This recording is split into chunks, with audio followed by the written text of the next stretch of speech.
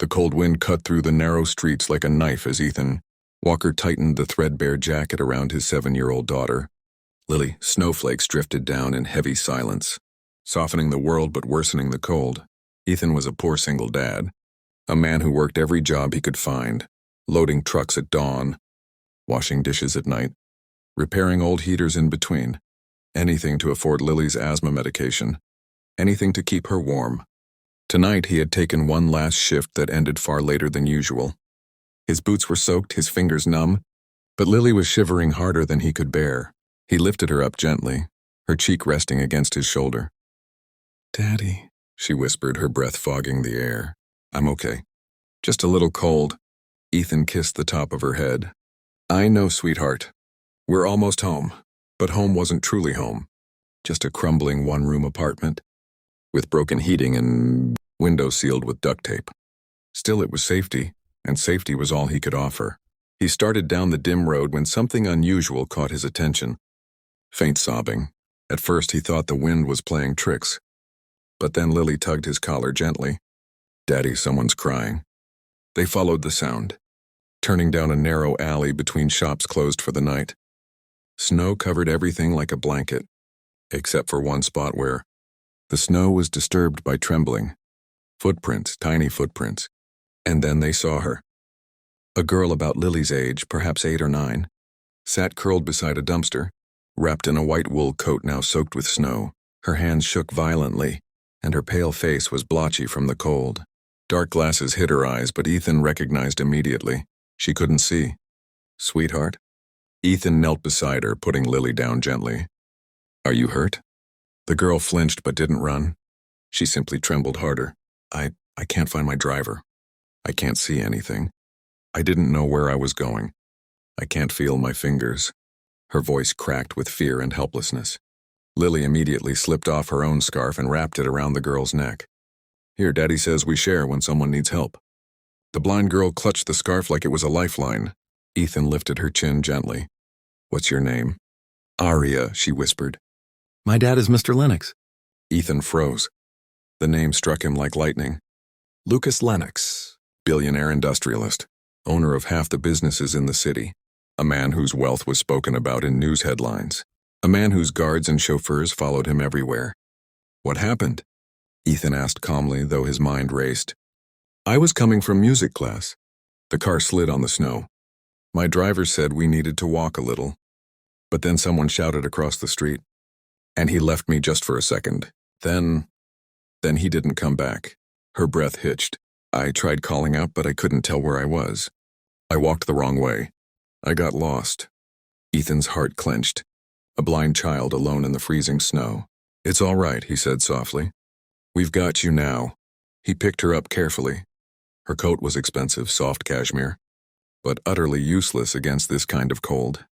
Her body was ice cold in his arms. "Daddy?" Lily whispered, worried. "Can we take her home?" Ethan hesitated. His home was warm only by comparison to freezing to death. But she needed shelter now, not later. "Yes, we'll keep her safe." The walk back felt even colder. But Aria's head rested against his chest like she trusted him completely. Lily held Aria's hand, guiding her carefully even though Aria couldn't see it.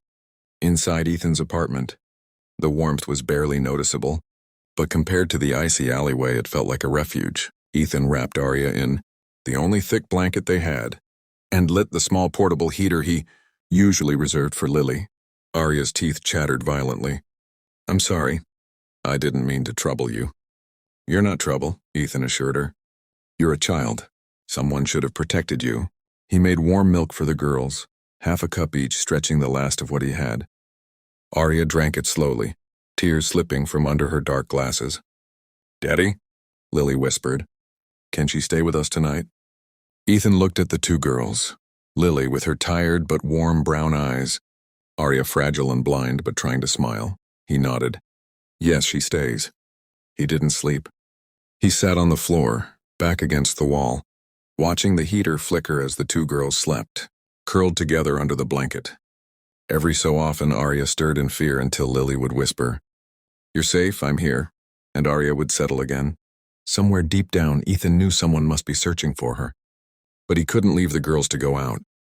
Not in this weather. Not with his only phone out of service because he couldn't pay the bill this month.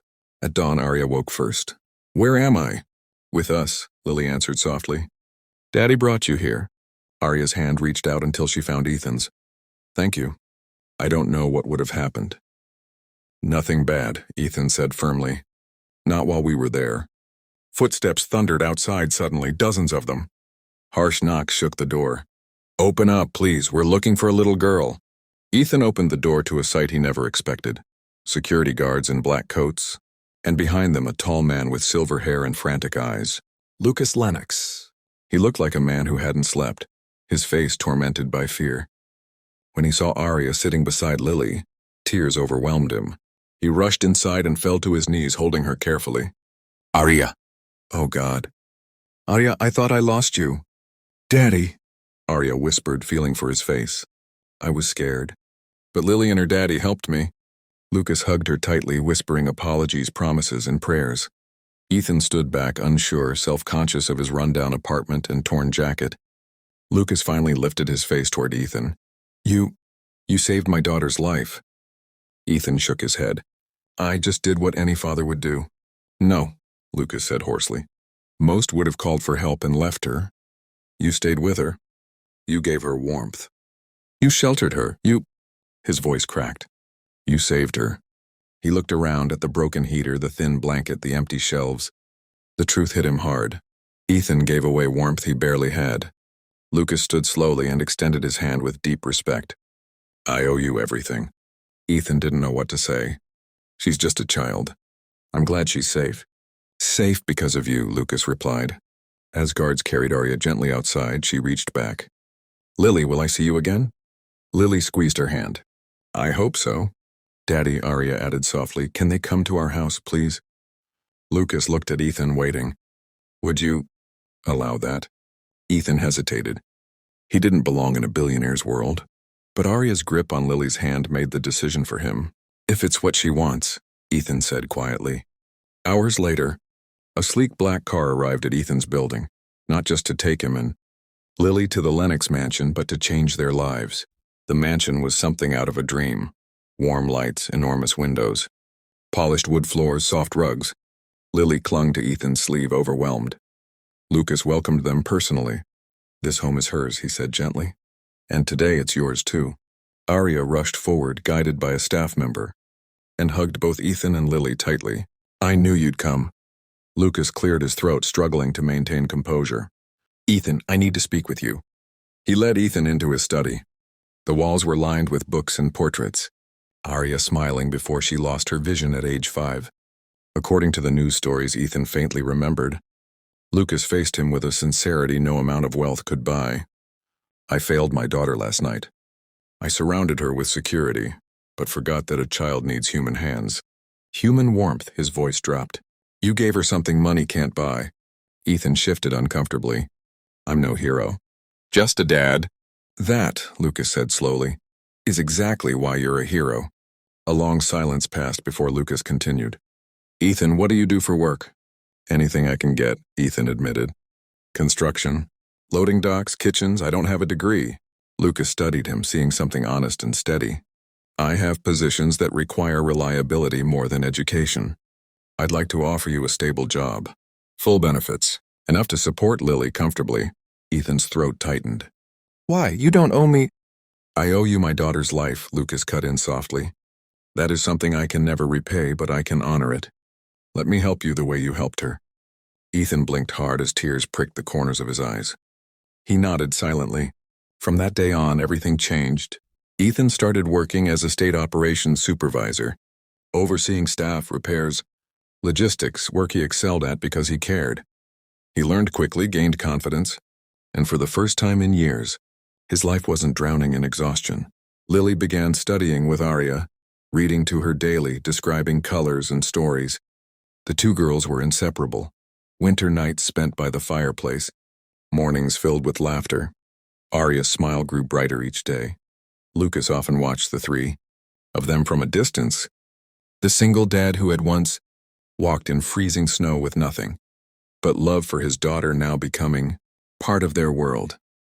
One evening, several months later, As cherry blossoms bloomed across the estate gardens, Lucas joined Ethan outside. "Arya wants to tell you something," Lucas said, smiling as the girl approached with cautious steps. Arya held out a folded paper. "Ethan, this is for you." He knelt to open it. Inside was a child's drawing scribbled in vibrant colors. Lily and Arya standing together, Lucas standing behind them, and Ethan in the center, holding both girls' hands. "We're a family," Arya said softly. "Daddy said families can be made of love, not just blood." Ethan's chest tightened painfully. "Arya," Lucas placed a hand on Ethan's shoulder. "You saved her that night, but you also saved me. You reminded me how to be present, how to care. You changed everything for us." Ethan swallowed hard, emotion overwhelming him. "You changed everything for us, too." The girls hugged them both, their small arms warm and full of trust. In that moment, Ethan realized something profound. The night he rescued a blind girl freezing in the snow was the same night he found hope. Again, not in wealth or opportunity, but in the connections that bound them together. A poor single dad, a billionaire's blind daughter. Two families that became one. Their lives had collided by chance, but they stayed together by choice.